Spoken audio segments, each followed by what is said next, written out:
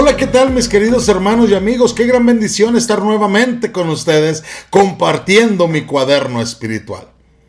Estamos aprendiendo de ser bienaventurados, las bienaventuranzas. Y esta semana nos hemos estado enfocando en la bienaventuranza que dice que son bienaventurados los de limpio corazón, porque ellos verán a Dios. El Salmo 51:10 dice: Crea en mí, oh Dios, un corazón limpio y renueva un espíritu recto dentro de mí. El Salmo 51 fue escrito por el rey David después de que el profeta Natán lo confrontó sobre su adulterio con Betsabé y el asesinato de Urías, el esposo de Betsabé. Esa historia la podemos ver en el segundo libro de Samuel, capítulos 11 y 12. David había cometido un grave error y había pecado contra Dios y contra su propio pueblo. Sin embargo, en lugar de negar y justificar su pecado, después de que fue confrontado por el profeta, David se arrepintió y buscó el perdón de Dios. El Salmo 51 es un ejemplo poderoso del arrepentimiento y el deseo de ser perdonado y restaurado por Dios.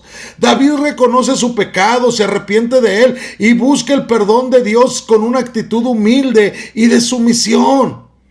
El Salmo número 51 es un salmo penitencial, es decir, un salmo que expresa el arrepentimiento y el pesar por el pecado. Es uno de los 7 salmos de este tipo que encontramos en el libro de los Salmos: el 6, el 32, el 38, nuestro Salmo 51, el 102, el 130 y el 143. Todos estos son salmos penitenciales. Este salmo también destaca la misericordia y la gracia de Dios, quien está dispuesto a perdonar y a restaurar a aquellos que se arrepienten y buscan el perdón. El Salmo número 51 tiene una aplicación práctica en la vida del creyente. Nos recuerda la importancia del arrepentimiento y el deseo de ser perdonados y restaurados por Dios. El Salmo nos enseña a reconocer nuestro pecado, a arrepentirnos de él, a buscar el perdón con humildad y sumisión, a confiar en la misericordia y en la gracia de Dios y a buscar alabar y servir a Dios después de haber recibido el perdón y la restauración. En nuestro versículo, David está pidiendo a Dios que lo perdone y lo restaure después de su pecado con Betsabé. David está pidiendo que le dé a Dios que le dé un corazón limpio y un espíritu firme. Dice: crea en mí, oh Dios, un corazón limpio. David está pidiendo que Dios le dé un corazón que esté libre de pecado, que esté libre de impureza. Un corazón limpio es un corazón que está dispuesto a seguir a Dios y a hacer su voluntad. Y esto es algo que solamente puede ser creado por Dios. Los seres humanos no podemos crear un corazón limpio dentro de nosotros. Solamente nuestro Dios puede hacerlo. David también dice: renueva un espíritu recto, firme dentro de mí.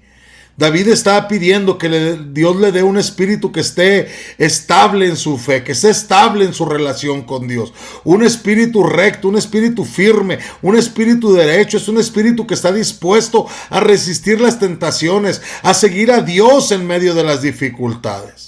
¿Qué podemos aprender de este pasaje? Pues pidámosle a Dios que nos dé un corazón limpio. Todos nosotros necesitamos pedirle a Dios que nos dé un corazón limpio y libre de pecado. Esto requiere una actitud de arrepentimiento, de sumisión a la voluntad de Dios. Pídele a Dios que te dé un espíritu firme, porque también necesitamos pedirle a Dios que nos dé un espíritu recto, estable en nuestra fe y en nuestra relación con Dios, que un espíritu que tenga una actitud de confianza y de dependencia a Dios. Y vivamos siempre de acuerdo a la voluntad de nuestro Dios. Después de pedirle a Dios que nos dé un corazón limpio y un espíritu recto, vivamos de acuerdo a su voluntad. Eso requiere una actitud de obediencia y de sumisión a la palabra de Dios. Dios nos ha dado un corazón limpio. Mantengámoslo limpio por medio de la confesión y el arrepentimiento. Que el Señor te bendiga.